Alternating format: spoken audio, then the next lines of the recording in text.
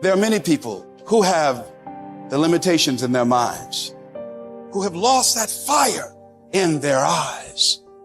Most people, ladies and gentlemen, go to their graves living a life far below their potential. And the question is, if you die today, what ideas, what dreams, what talents, what gifts will die with you? You have the ability to do more than you can ever begin to imagine. It's what you create. It's the habit of what you put in your head. See, someone can tell you your whole life you're a piece of crap, and part of you goes, you're full of it, I'm gonna show you. Lots of people have done that. They never bought it. Or someone tell you you're beautiful your whole life, you go, I'm not really beautiful. So what people tell you doesn't matter at all. It's what you stack. It's what you assemble. You need to believe and know that you're one decision, one relationship, one meeting, one book, one thought, one something away from a completely different life. It's an effort play. If you don't have self-confidence, you've never kept the promises you make to yourself.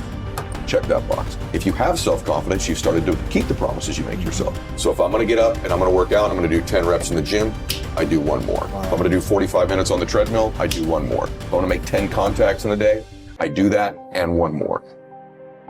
There's a lot of times where I don't know how I'm gonna move forward, but I ask myself one question: can you take another step? And that answer is always yes. You're passing through that keyhole. But if you pass through it, then something massive opens up on the other side. And it is definitely the case that disciplinary institutions, universities, are exactly that, is they're places of guidance, and they're places to encourage people to develop the discipline that's necessary to see beyond the discipline. I mean, that's why we have disciplines, right? I mean, the words aren't there by accident. And once that discipline was established, then the disciplined mind could explode in every direction, which is precisely what happened.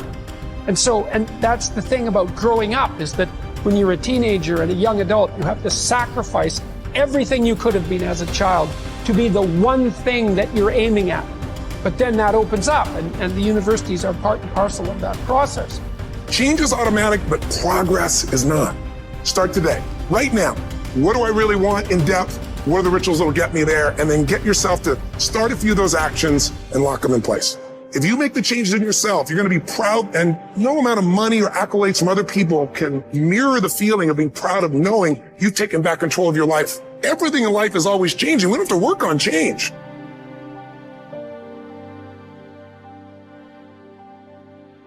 The major key to the good life. Every day in 1,000 different ways, we are trying to improve ourselves by learning how to do things. We spend a lifetime gathering knowledge in classrooms, in textbooks, in experiences. Now, if knowledge is power, if knowledge is the forerunner to success, then why do we fall short of our objectives? Why, in spite of all our knowledge and in spite of our collective experiences, do we find ourselves aimlessly wandering, settling for a life of existence rather than a life of substance? There may be many answers to this question. Your answers may be different than your associate or your spouse's or your friends. The fundamental answer is the absence of discipline. Applying all that we know. Discipline. Self-discipline. We might add one more word here: consistent. Consistent self-discipline. It doesn't really matter how smart you are or how much you know if you don't use it. And once you're disciplined, like you're like a sharpened sword, man, like a well-tempered blade, and then you can go out there and operate in the world. The reason that discipline is necessary is because you're a mass of competing short-term interests. And so the question is then, well, which short-term interest should win out? And the answer to that is none of them. They need to be organized into a hierarchy that makes them functional across time and across individuals. Really simple things you do right now to change your life. You can go to experience it that day, and then you get momentum. Day 1, day 2, day 3, day 4, and all of a sudden now what used to be hard to do is easy to do. And I think for anyone, you got to understand, anyone can learn anything. And I'm just not willing to settle for a life without passion and aliveness. That's just like, there's so much to learn, there's so much to grow. And then my view is, what's next is always better. If I make it so, it's my job to make it so. And I think that's how we have to navigate. But most of us have been conditioned not to take a risk. And once you peel the crust, peel that crust away and see who you really are, you open your mind to a whole nother world. So I've opened my mind up to a whole nother world that most people can't even fathom because they haven't dug deep. So people think I'm crazy because I found a whole nother way of living. I think they're crazy for never even trying to get to the other side of whatever's in front of them. So what drives me every day is finding more of myself. And being my best is a never-ending journey. It is said that the master swordsman Nakayama Hakudo would practice drawing his sword some 2,000 times a day. At the Hayashizaki temple, in one marathon of endurance training, he was recorded drawing his sword 10,000 times in a single 24-hour period. We can imagine the sheer speed required to do this. And also the deliberateness to do so many reps in so little time. But why would he do such a thing at all? Because, as Octavian's teacher Arrius Didymus said, practice over a long time turns into second nature. We don't rise to the occasion, we fall to the level of our training. The samurai Musashi was once challenged by a warrior named Miyake Gunbei, a man who thought himself one of the best in the world. On his third attack, frustrated by his lack of success, Gunbei charged at Musashi in an aggressive lunge. Musashi, having prepared for this exact scenario countless times, replied, "That is not what you should do," then parried the blow with one sword and watched as the man gashed his own cheek against Musashi's other sword. How had he known? Practice. Chotan Siki Ren was Musashi's phrase. Training from morning to night. Oh, you've done that. Okay, do it some more. And after that, more.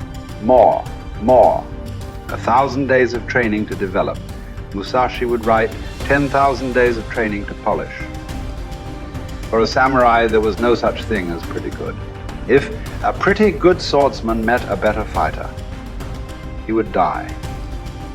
It's like the Basketball Hall of Famer Bill Bradley's observation. When you are not practicing, refining, working, somewhere someone else is, and when you meet them, they will beat you or kill you. Gunbei was lucky enough to learn this lesson and live to tell about it. In fact, after Musashi treated the man's wound, Gunbei accepted that he was outmatched and became Musashi's student, training and practicing under him until he was no longer prone to the mistakes that come from such rashness. Look, this is not a drill. There is no greatness without practice.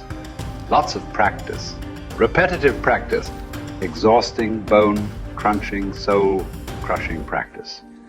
And yet, what emerges from this practice is the opposite of those three feelings. Energy, strength, confidence. You deserve that. Yes, your body will burn, but that's the evidence. From that burning comes real heat you can apply to your craft, to your work, to your life. The cellist Pablo Casals practiced continually late into his life, even long after he was widely considered a master, because he believed he was still making progress. In fact, we might say that progress and practice are synonyms. You can't have the former without the latter. And the latter is worthless without the former. Drawing the sword from the scabbard, thrusting, blocking. To build up your stamina for those skills, you lift weights, you do conditioning. To put it all together, you spar. It's the same with music. You can jam with other talented musicians. You can put all those sessions together to learn new songs. But before all that, as Casals did, you can simply practice your scales in your bedroom for hours upon hours. What are those scales for you? You better know, and you better be doing them. No matter what you do, practice will make you better. Florence Nightingale wanted young nurses to understand that nursing was an art that required as hard a preparation as any painter or sculptor's work. Churchill spent many evenings practicing his impromptu performances. Only you know what it will look like to train in your art like a samurai, an Olympic athlete, a master in pursuit of excellence. Only you will know what you need to practice from morning until night, what to repeat 10,000 times. It won't be easy, but in that burden is also freedom and confidence. The pleasure of the flow state, the rhythm of second nature, the quiet calmness of knowing that from the practice, you'll know exactly what to do when it counts. The pride and the dependability of doing it too.